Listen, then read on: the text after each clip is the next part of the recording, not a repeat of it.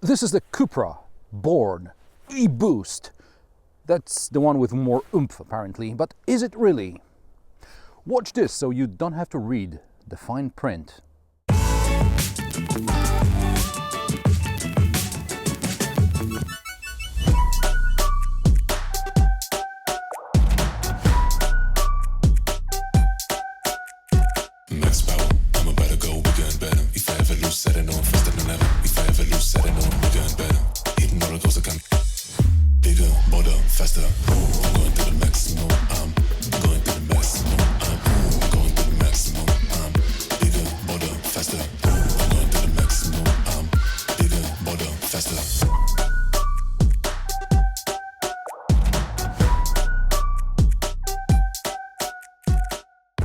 Cupra Born is, in a nutshell, a Volkswagen ID 3 by Seat.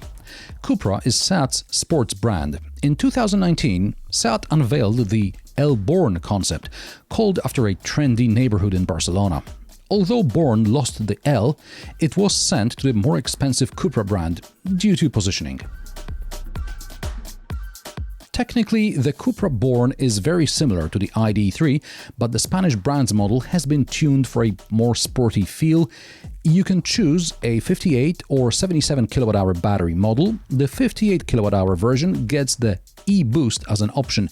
This gets you 27 more horsepower and reduces the 0 to 100 km/h time from 7.3 to 6.6 seconds. At least in theory, because in real life it's not quite so simple.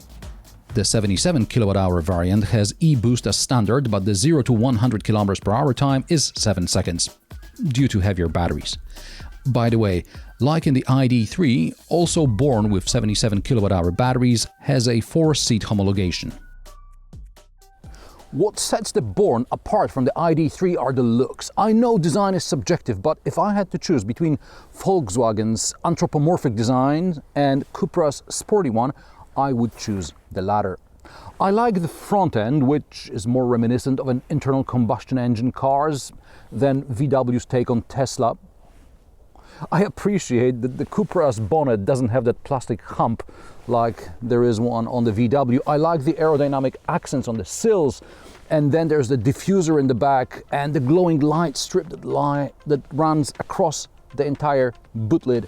And I like that the boot lid is body colored rather than piano black like in the VW.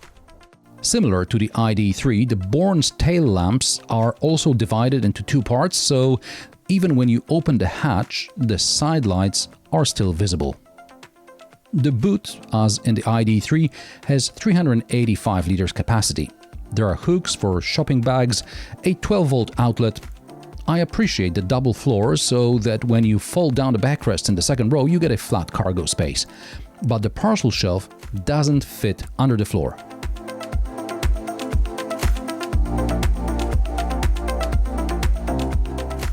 There is a storage compartment at the very bottom of the boot under the carpet where you can theoretically store charging cables, but here the upgraded audio system subwoofer takes up half of this space. There is no frunk and space under the bonnet is limited, so there is no room not even for one of those aftermarket trays, which I've seen for several electric models.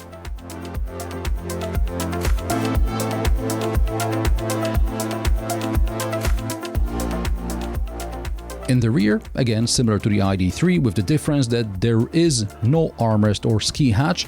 An armrest is standard on the 77 kWh battery version because it's a 4-seater, and on models with 58 kWh batteries, the rear armrest is bundled with optional expensive upholstery.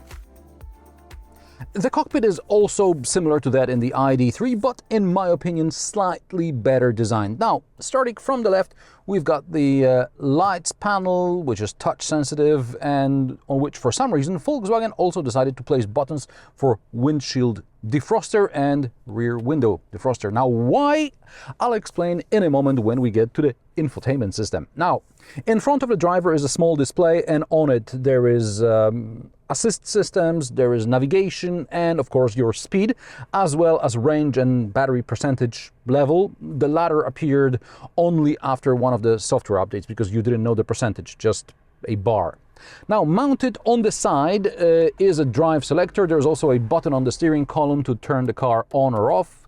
It's mostly unnecessary. The car turns on when you press the brake pedal and put the car in gear, and shuts off when you put the car in park and release the brake pedal.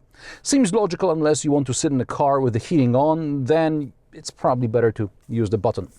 And now we come to the Volkswagen Group's Achilles heel, the infotainment system, for which it seems many in Wolfsburg have put on sackcloth and ashes. Now, even before the debut of the ID.3 in 2020, the German media reported major software problems, and what Volkswagen brought to the market was indeed hardly ready to be shown to customers, but it happened.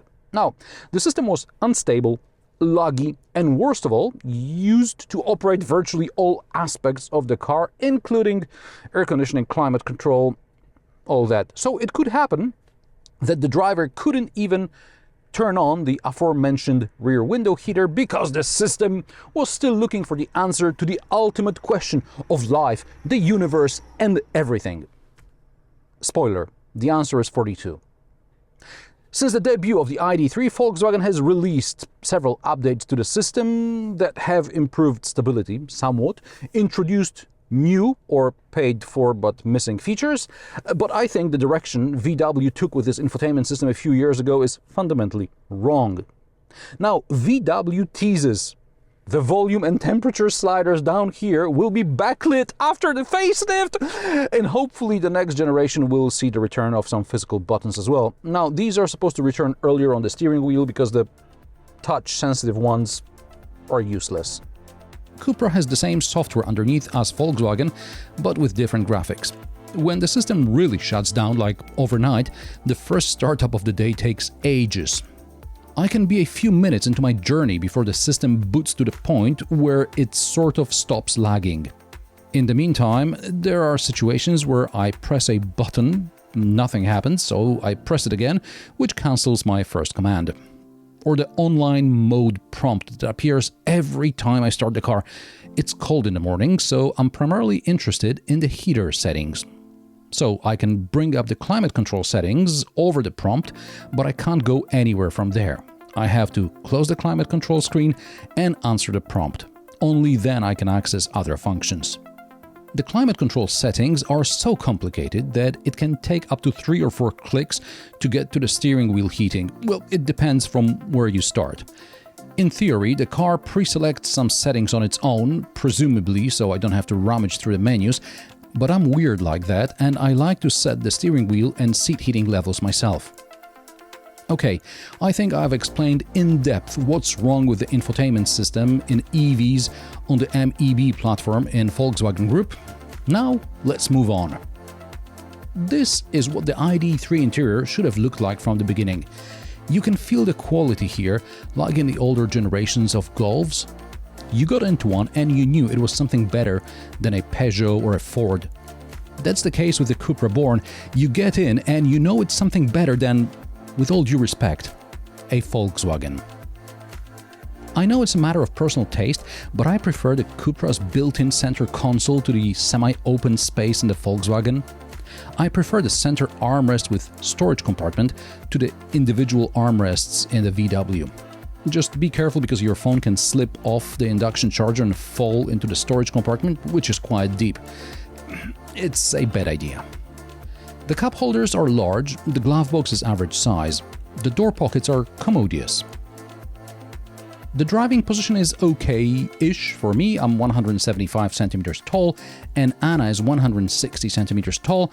Anna appreciates the display in front of the driver moves with the steering column, so she always sees the contents. I only have a problem with visibility behind the A-pillar. The way I'm sitting, I have to move my head around at intersections to see if there's a pedestrian approaching a crossing. Max power, I'm about to go bigger and better. If I ever lose, set it on faster than ever. If I ever lose, set it on bigger and better. Hitting roller coaster can bigger, bolder, faster. I'm going to the maximum. I'm going to the maximum. I'm going to the maximum. I'm bigger, bolder, faster. I'm going to the maximum. I'm bigger, bolder, faster. This is the Cupra Born with a 58 kWh battery pack and an e-boost package. The promised range is up to 420 kilometers and the promised 0 to 100 kilometers per hour time is 6.6 seconds, only not quiet. Range is probably no surprise, it may vary depending on the weather and road conditions, etc. I'm recording this in late autumn, when the outside temperatures are around 0 degrees Celsius the past couple of weeks. Fully charged, the car shows a range of less than 250 kilometers. Even if the trip computer took into account my speed runs, it should also have taken into account the normal driving afterwards. When I drive in this weather, the computer shows I'm using around 20 kWh per 100 kilometers, and that's despite the optional heat pump, so it will be difficult to get even 300 kilometers range now. And what about the promised acceleration? I did speed runs in normal, performance and Cupra modes, and I got consistent 7.7 seconds. I began to suspect that maybe there was something wrong with the car. I asked the so-called Cupra master, and I learned that the stated maximum power is only possible under certain conditions. For the e-boost version, the maximum power output is available temporarily and only when the Cupra driving profile is selected, and when the maximum temperature of the high voltage battery is between 23 and 50 degrees Celsius, and its charge level is greater than 80%. In addition, the e-boost mode works only when launching from standstill and is active for about 30 seconds from the Cupra mode button being pressed. So you have a chance to use it in the summer, but not too often either. After all, it's better not to charge the batteries to 100% all the time. And to be clear, it's all there in fine print, only hardly anybody reads the fine print, so that's why I'm here. Interestingly, the VW ID series cars achieve the claimed acceleration times. As far as the range is concerned, it varies. Now that we know the Cupra Born doesn't always deliver the promised performance, let's move on to the handling, which, for an electric car on the MEB platform, can be engaging, but so what if it's wet and slippery, so the traction control cuts in even during parking maneuvers. Speaking of parking, 360 camera only comes in one of those option packages, which was not selected here. Driver assistance systems work well, and for the money, something better work well. Route planning with charging also works well once the system boots. Enter a faraway destination and the navigation will plan stops along the route, and these will change on the fly depending on the speed and road conditions. This is what Kia and Hyundai lack. Over there, the system only shows charger in the area that you're currently in and does not inform you of the planned charging stops along the way. In Nissan Ariya, route planning with charging also leaves a lot to be desired. The Cupra Born can also be equipped with a head-up display with augmented reality. This was not ready for the debut in 2020, and VW only released it with one of the software upgrades. Since then, I've seen a similar solution in Mercedes, among others, and frankly, I prefer the regular head-up display with static arrows, but that's just my personal preference. And since we're talking about the HUD and the windshield, I have the impression that the soundproofing in the Cupra Born is not as good as that in the ID3. The front acoustic windshield is bundled with the head-up display, but there is no word on the side front acoustic windows, and perhaps this is why I hear every vehicle passing me by. The 58 kWh Cupra Born takes up to 120 kilowatts from a fast charger. The onboard 11 kilowatt charger allows charging from a Type 2 connector in about 6 hours.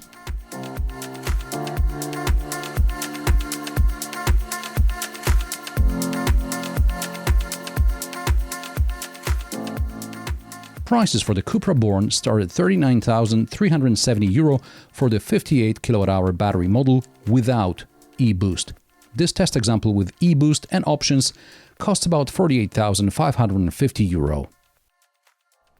I started my Cupra Born test drive pleasantly surprised by the car's exterior appearance and the interior quality. Then reality hit hard with the infotainment system, which, apart from good route planning with charging, is still not a market-leading solution. And in the end, it turned out that the headline performance is limited in fine print. Points for effort, Cupra. But for me, it's not enough. And how do you like the Cupra Born? Let me know in the comment section below. If you like my sarcastic, down-to-earth and possibly mildly amusing car reviews, join me every Friday at 3 p.m. Central European Time, and don't forget to subscribe and like this video as it helps me with the YouTube algorithm. Thanks for watching, and I will see you in the next one.